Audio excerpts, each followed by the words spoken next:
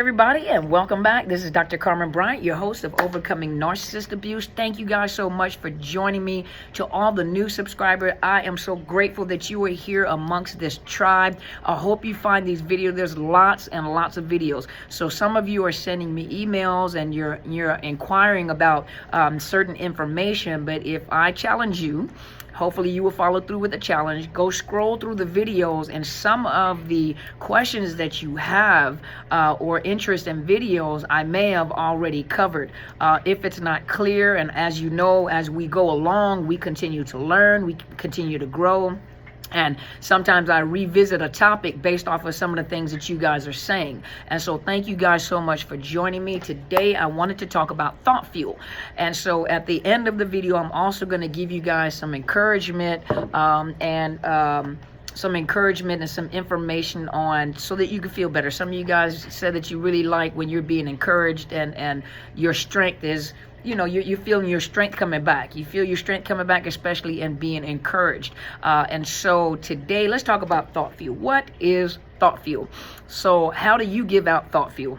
And so some of you guys, okay, tell me how to do this so I can stop it. You know, it is not something that you probably do consciously. It's something that just happens. The thought fuel is in the narcissist's head. And so remember, and I'm going to start it off like this. As you guys know, I love watching crime shows. I love reading information about criminology and criminal studies. And there are some people that are on YouTube and there are some people that are on Facebook that teaches about the criminal mindset. And so you have a whole study dedicated to criminology and how criminals think. You have those that are forensic psychologists, forensic scientists. I had a clinical supervisor who actually was I think he was a forensic psychologist, but he took the time to teach the FBI about the psychology of criminal behavior. And so if you guys study, and some of you guys are in criminal justice or criminology, and some of you, if you study, there are people that specifically study criminal behavior. You guys know Criminal Minds. Now that's a show, but you know, it's based on actual things that criminologists do. And forensic psychologists or forensic scientists, they study criminal behavior, where they can tell you how they think, you know, some patterns of their behavior, how they choose their victims, you know, what may have happened in their life. So think about it, there's a whole study dedicated to that, you know, and you can go to school to study criminal behavior. So think about it. Even though narcissist is now on a rise, we are studying the criminal behavior of the narcissist. Some of the behavior may not be, when I say illegal, meaning they may not have murdered, which they can, don't get me wrong, they can, but a lot of the behavior is really, if you think about it, criminal, because you are psychologically tearing up a person's mind, their heart. You know, they're coming into a relationship innocent. You know, when I say innocent, I don't mean that all you guys are innocent. Some of you guys know you were the side chick and the side dude, but the point is it's almost like you're in this trap, and when you go through these doors, what you don't realize is you have entered into a place where you will be tormented. Some of you guys don't even know that you were in a narcissist relationship until recently. Some of the people that have joined me were in relationships 35, 40 years in a relationship. Some people in their 60s and 70s. And so first of all, you know, I honor you matriarchs and patriarchs that join me that are well in your wisdom. You know, some of you feel stupid. Don't feel stupid. You didn't know. You know, if you don't know, how can you address it? You're learning. And so here we are studying the behavior of the narcissist, and a lot of things that we are studying, we can call ourselves narcologists. That's what we are on this tribe. We are narcologists. We're studying the behavior of the narcissist.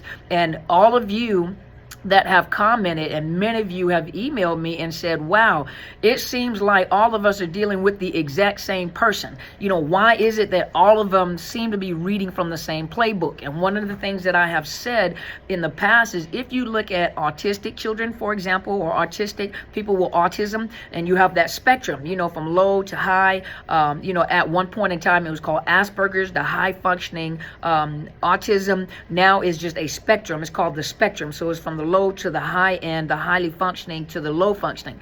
If you look at those that have Down syndrome, you know, if you look at the different nationalities, if you look at the different religious belief system, if you look at them, they all have the exact same features. You know, they have the same characteristics, same features, and they're the most loving people that you can ever meet. They're so straightforward, you know, so loving. They're loving. And you notice that all of them have similar characteristics, right?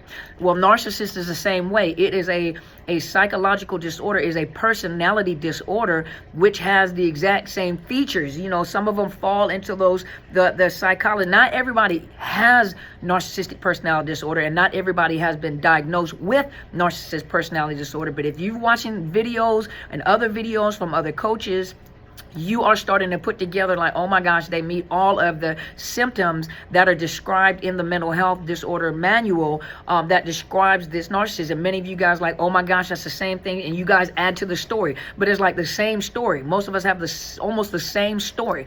And so many of you have asked me like, do you know my narcissist? Stop claiming them as your narcissist. They're not your narcissist. Well, my narcissist, they're not your narcissist. They are the narcissist, but they're not your narcissist. You have to detach yourself. You know, when you say no contact, that means detach yourself. They're not your narcissist. It's the narcissist you had an experience with.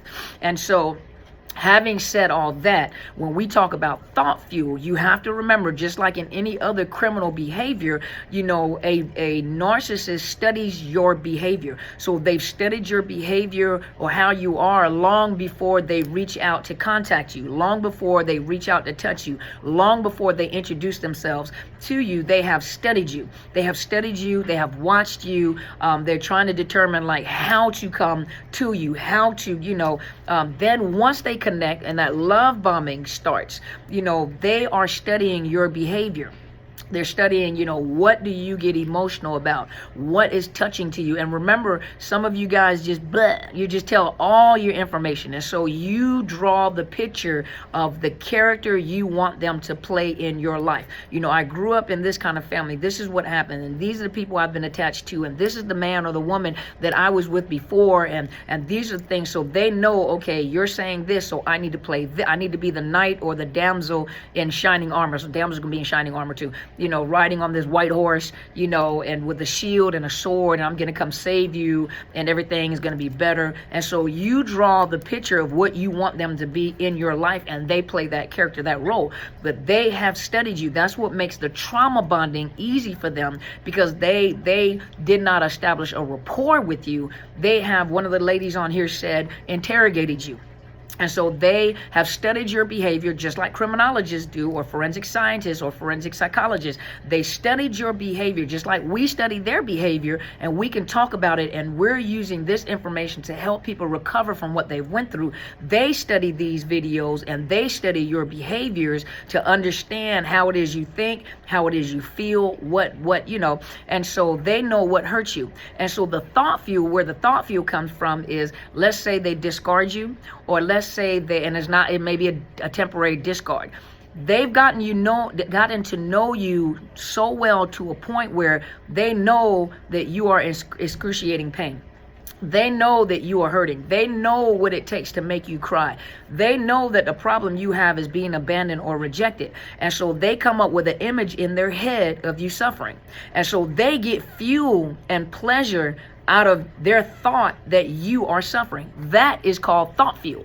And so anything that they do, you know, the things that they say, and they watch your facial expressions, but they can't read your mind, they get fuel in their mind at how they just tore your heart up. They get fuel in their mind because they have come up with an image of you. I had one lady tell me that when the narcissist discarded her, she was trying to reestablish her life. You know, she had gotten her, you know, gotten a job. You know, she was doing all this kind of stuff, and she maintained contact because she had children by the individual. And out of the blue, and sometimes if you listen, well, you have to learn to listen. You have to learn to use your ears now and to discern or listen to what they're saying. And she said that what he said, and this lets you know how they think. A lot of times you're so busy trying to, you know, argue with them about that's not true, that's not true. Instead, if you be quiet and listen, they tell you what they're thinking. And what he said was, and she wasn't suffering. He said, I hate to see you suffering so bad. I hate to see you like this. This is so horrible, and I hate to see you suffering so bad. And in her mind, she was thinking like, but I'm not suffering. Where are you getting this from? I'm not suffering. Where is he getting this information from? Think about it. He's just told you the image he created in his head to let you know what he's thinking and the pleasure he's getting out of the fact that he thinks that you're suffering, or she thinks that you're suffering. And some people play into that, be like, but you've done me this way. And then you start talking and you actually solidify what they're thinking in the first place.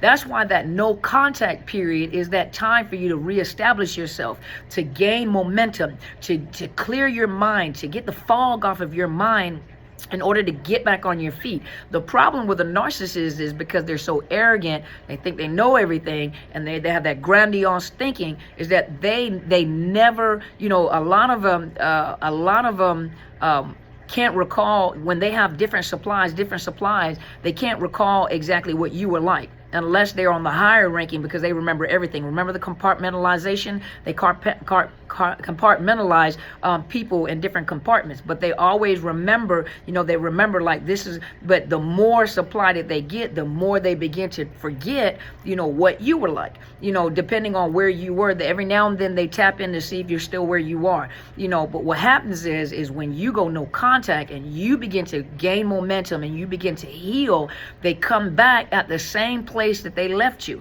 assuming that you are still the same person. They're the same person. They have not changed. They're still doing the exact same thing, but now they're confused because they can't recall what characteristics you have, because they're coming with somebody else's characteristics from the supply that they've attached to, and they don't, or they assume that you are still where you are. That's how arrogant they are. And what surprises them or shocks them is that you're not in the place that they left you. You're not there. And so they'll use some of the same tactics, or they'll say some of the same things. And when it doesn't work, they get frustrated because they don't sense that fuel. They don't sense the words that you say, the facial expressions that you have, how you say what you say, yeah, whatever, that right there is fuel, because they can sense that energy from you. But when you like, oh, okay, all right, okay, well, you take care, bye-bye. So they can't send like, okay, wait a minute, where is he or she at? Where are they at? So the thought fuel is the image they create in their head with the assumption of how they know you and how long they've been around you and groomed you and watched you. And they create the image in their head, and they get fuel from what they assume that you're going through. Oh, he or she is tormented. Oh, he or she is just broken and hurting. And when they see you, that thought fuel, like, yep, you couldn't do it without me. So now hopefully you understand what thought fuel is. Now, to go into the encouraging part of it is, I went to, and let's look. I had someone come on YouTube and said shame on me for putting the narcissist down. I just want you to know, number one, you're going to have to go to a lot of people's Facebook pages and a lot of psychiatrists and psychologists that have come to the realization of the damage that a narcissist does to people. We see more of the carnage. As a therapist or clinicians, we see more of the carnage than the narcissist. So we have to deal with the residual fallout and the carnage and the pain and the hurt that family and men and women are some. We see more of that in our agencies than we see of the narcissist. And so either we're going to be an advocate for the narcissist. Poor narcissist has narcissistic personality disorder, has a mental health disorder, which is true. And I do empathize, because when I say empathize, I do feel bad because they never change, and they're miserable, and they're very damaged individuals on the inside. But I choose instead, because I had the experience, I know that I would not be fit to assist a narcissist. And so I have to pick and choose, because I would not be able to maintain, what would you say?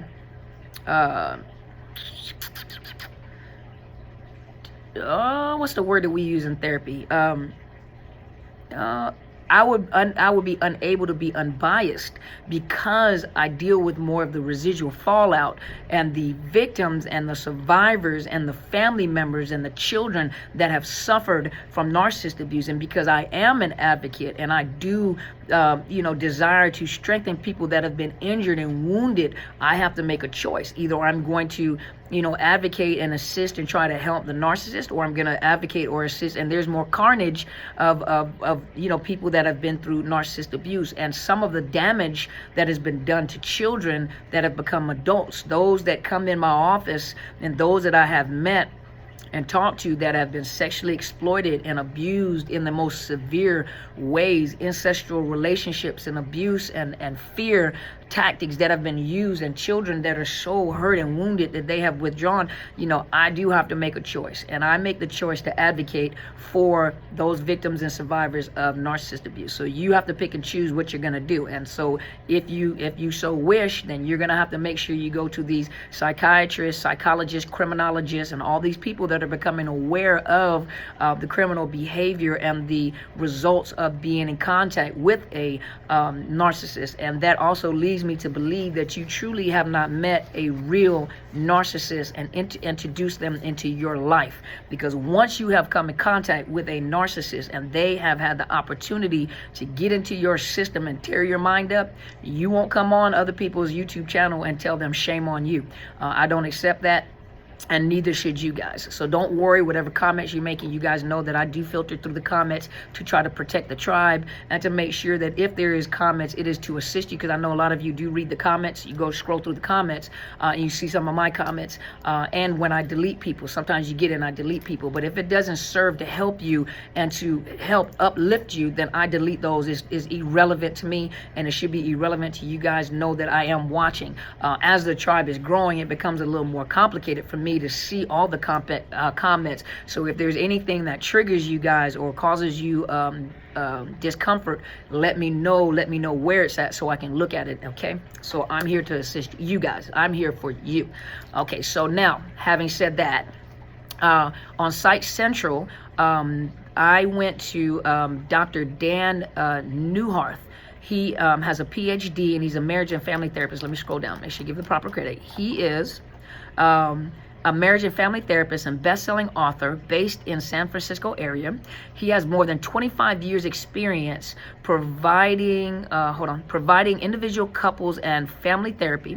Dr. Newharth is hopefully I said that right, Newharth is the author of If You Had Controlling Parents, How to Make Peace with Your Past and Take Your Place in the World. He writes two blogs for Site Central, Love Matters and Narcissism Decoded. He's a licensed as a marriage and family therapist in California, Florida, Texas, and Virginia. And his website is drdanmftcounseling.com. So if you guys want to go and look it up, and here on Site Central, he did write, and what he wrote was the 14 thought control tactics narcissists use to confuse and dominate you. And I really thought it was brilliant. And it says here, narcissists' lives are about winning generally at others' expenses. So let's see. And the casualties, honesty, empathy, and reciprocity. There we go. So here 14 that he mentioned. Emotional appeals.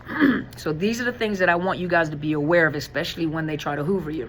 Emotional, or even in the relationship, some of you guys went through this. So emotional appeals, this is the attempt to play on emotions such as fear, guilt, and loyalty rather than using logic and reasoning. So you can use logic and reasoning, and you give respect to the other person as to make up their own mind whether they want to do something. But because they're so pressed on getting their way, they'll manipulate by using fear, guilt, and loyalty. So narcissists use emotional appeals to disguise false or outrageous claims.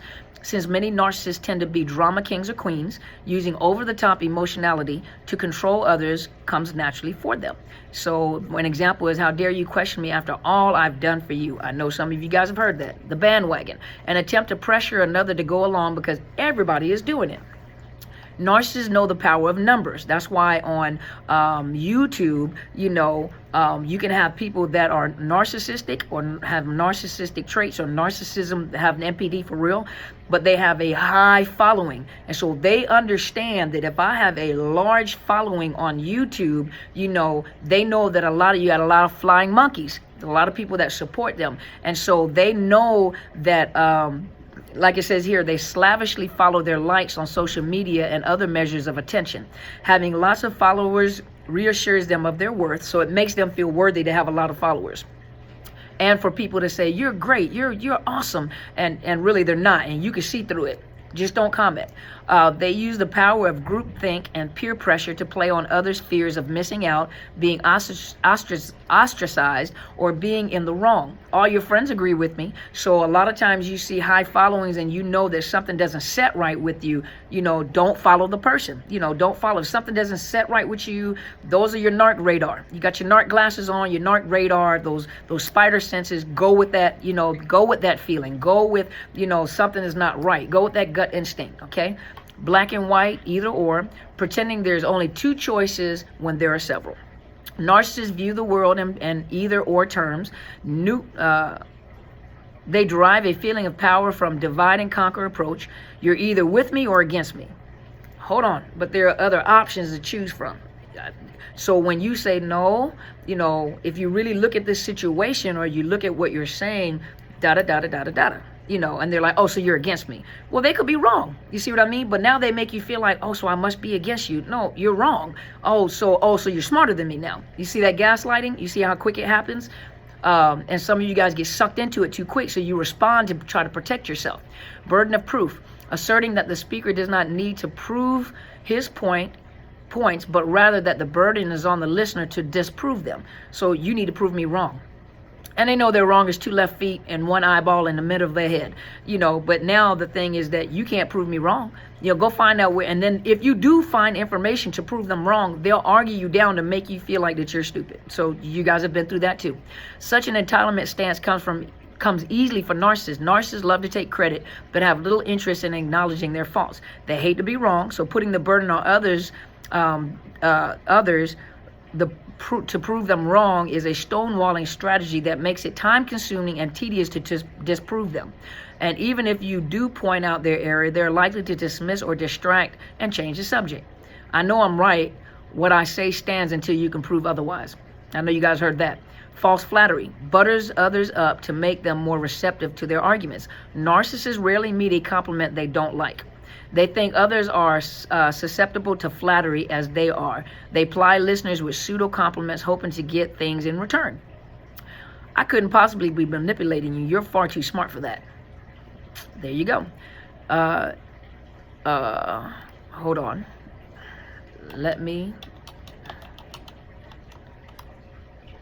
Okay, let me go. I just lost my page. Hold on, you guys. Forgive me. Let me get the page back. Okay, got it. So incredulity, acting as though what someone said is unbelievable. Narcissists often use this tactic when they don't understand what another person is saying. Not all narcissists are smart, y'all. And some of you are more advanced than the narcissist is, so they don't understand you. And so because they don't understand you, they don't understand what you're saying, rather than to admit that they're confused and don't understand, they pretend that what the other person is saying is beyond belief. That is so untrue. That's what they'll tell you. This is an attempt to dismiss valid concerns. You seriously think there are other husbands who are better than me?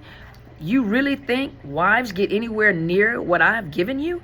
You're not living in the real world, or you need to be happy that you have someone like me. There are people fighting every day to have someone like me, and look at all the stuff that I do for you. You ain't gonna find anybody. You ain't going to find anyone that would do what I do for you. Think about what they're saying. I remember one client was telling me that their child, the narcissist took the child to daycare, and the child was like, can you pick me up more often? And the narcissist was like, well, I work. And the child was like, well, all the other parents come and pick their kids up. And the narcissist said, well, they don't work. They don't have jobs. So that's why they can come and pick their kids up. See, so now that you guys are stepping back and looking at your situation, you literally begin to think like, how in the world did I fall for this? Because some of this stuff is just outright, just outrageous, just almost ignorant, you see? But when you care about someone, you put blinders up and you don't see their faults the way that other people see the faults. And you'll fight. Labeling. Applying a negative phrase or attributing negative characteristics to a personal position. Narcissists love labels. Having a single word to invalidate or humiliate another's feelings, like an ultimate power for narcissists. You're too needy. You're a loser. You have mental health issues. You know you got problems with your memory anyway.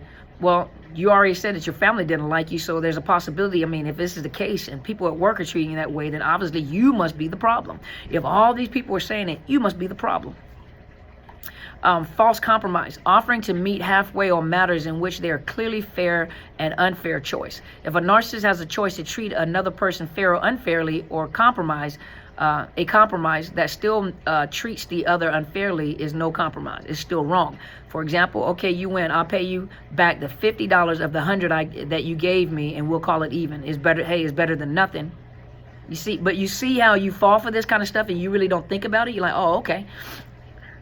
Empty promises, but then you argue about it and you get confused. Excuse me. And then they confuse you. And then you're arguing about it. But when you step away from that chaos of the argument and the confusion, in your mind you're thinking like, wait a minute, but I gave you 100. How you just gonna give me 50 of 100? You owe me $100. You owe me another $50. How's that a compromise? Empty promises or future faking. Promise to give you what you want without any plan or intention of fulfilling the promise.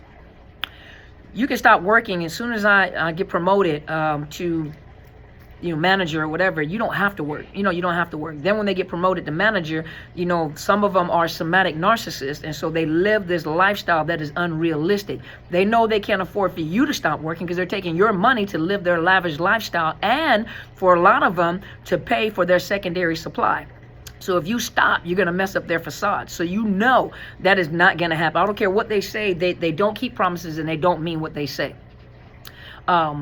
Quoting out of context. Now that is a good one. Repeating only part of what another person said or using others' words completely out of context. So they'll take another person's conversation and they'll use a piece of what they said without putting it in proper context until you have to go. And then they'll argue, like, let me go and ask her what she said. Let me go ask him what was said. Then it becomes a matter of, oh, so you don't trust me? So that's how the relationship is now? You don't trust what I say? So I see how this is going. I see how this is working. I see how this relationship works. So you never trusted me in the first place anyway. That's a diversion to keep you from going to go talk to the person to see how that comment was used. And they'll take it and they misquote everything just to meet their agenda, just to show you that I'm right and you're wrong. So here's an example. You always said people have to take responsibility for themselves. So I didn't think you needed my help when you had to go to the ER. You see how out of context that is? Ridicule, mocking or humiliating another person or their requests or feelings. Narcissists devalue others through dismissive remarks, sarcasm, or hostile humor instead of taking the other person seriously. That's the dumbest thing I've ever heard. You're just embarrassing yourself because it may not resonate with them. And so it may have hit a spot with them, or it may have in other words, shine the light on how ignorant they really are, but they'll reverse it and make you feel ignorant. Slippery slope, an appeal to fear which takes a small problem and predicts that it will lead to an escalating series of worst-case scenarios. The goal is to use an extreme hypothetical to distract from a reasonable complaint or argument. For example, if I do this for you, you will think you can get whatever you want from me. I'll become your slave and have no life. But that's how they think. That's how they think. And that is not true. And then you argue with it. Then you drive yourself crazy. Dehumanizing. Classifying others as inferior, dangerous, or evil to justify oppressing or eliminating them. This end justifies the means tactic is second nature for narcissists who view most other people as inferior. They're bringing drugs. They're bringing crime. They're rapists. And half the time that's not true. Sometimes they're talking about their own self. Slogans, but you see how they're criminal-minded. They think like criminals. A simplistic phrase that is catch-all designed to shut down dissent. Narcissists often have pat phrases they employ when they feel threatened. Example: believe me, I'm your last best hope. I'm all you've got. So now you're thinking like, yeah, you're right. I've never met anybody like this person. I'm getting older. I'm not as attractive as I used to be. I'm not as smart as I thought I was. And he's tolerating or she's tolerating me. And, I've lost my hair. My hair is thinning. And you're probably stressed out. That's what it is. Get you a good lace front wig, men and women alike. You got some Hollywood actors, male and female alike, wear lace front wigs, and you never know. And it looks good. So it doesn't matter. But they'll make you feel like there's no one else in this whole world that will understand you the way I do. Out of billions of people on this earth, that one individual You already know you went wrong. You know, most of you guys are on here know you went wrong. When I say went wrong, it's because you weren't prepared for what was coming. You did not know. You didn't have the information. You didn't even have the red flag. Didn't understand the red flags. This person made you feel good. You had some holes in your heart, and so you attracted this person to you. Now you're getting more information, what makes you more aware and more keen to what you're dealing with and the people around you. And some of you guys remember it's a scale. When you go from passive and accepting things, and all of a sudden you're on high alert, you go to the other end. Everybody is a narcissist. The cat is a narcissist.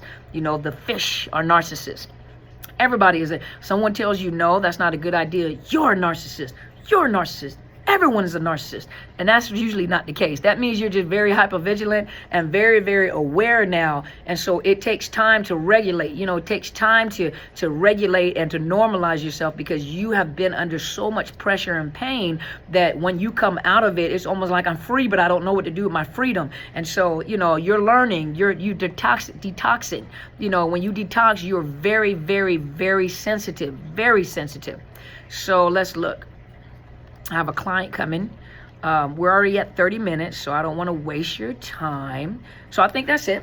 So hopefully you got something out of it. You know, first we talked about the thought fuel, and the second is to give you some idea of some of the how they confuse you. Thought fuel and how confusion occurs. You know, so by the time you guys get the video, the title will be up there. So once again, thank you guys so much for joining me. Thank you for finding something valuable that I have to say that'll help you in your process and in your journey of healing or in discovery and awareness. Thank you guys so much for all the new subscribers. I am so grateful that you are here. You guys make me think, and I enjoy talking to you guys. I enjoy making these videos, and I love it. You know, a lot of you are saying that I am gaining strength. I'm gaining my momentum. I'm starting to, you know, you're beautiful, you're handsome, you're smart. You know, you guys are powerful people. And I want you guys to know that. I want you guys to believe that. It takes a while to believe that, and it takes time to recover. So you guys, be nice to yourself. Give yourself a chance to heal.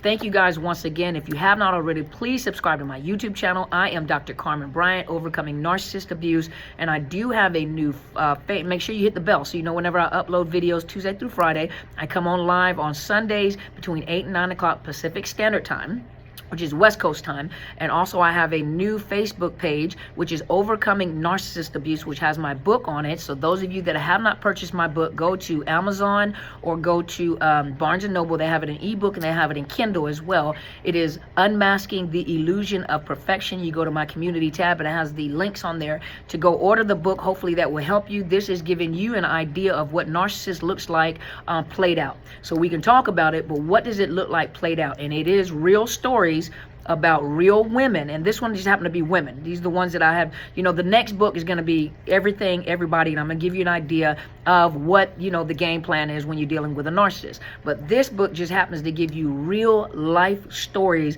of real people. This book is real people and their stories of how they were abused by the narcissist and what it looks like and why people thought that they were crazy. And this is, you know, and how this just, you know, how a person can be so charming and so nice, but yet behind closed doors, you know, the family is going through hell, pure hell, and is being abused. So these are some of the stories, the way that they conduct themselves and the things they've done. So please go check out my book. Please subscribe to my channel. Go to my Facebook page, Overcoming Narcissist Abuse. I still have my other one, which is Psychological Health Consultants and Service. That's my professional one.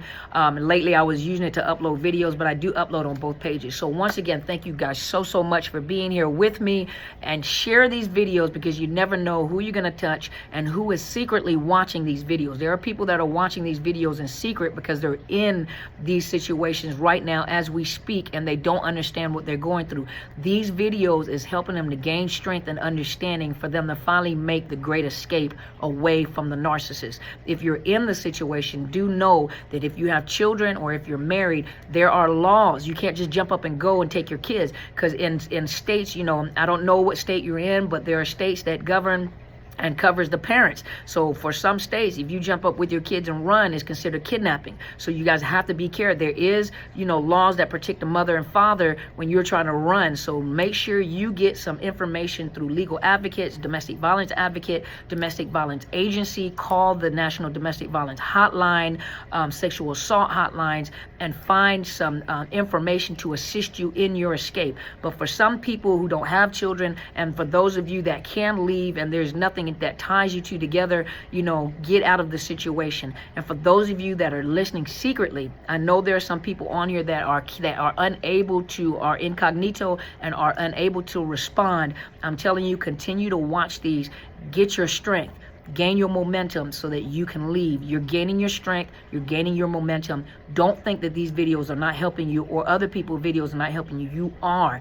You are becoming aware and you are gaining strength. All you need is that second wind. And when you get that second wind, you can get out of the situation. And I'm hoping to hear from you, those of you that have been having to listen to me in private and in secret. Thank you so much for trusting me. And you guys go and be great.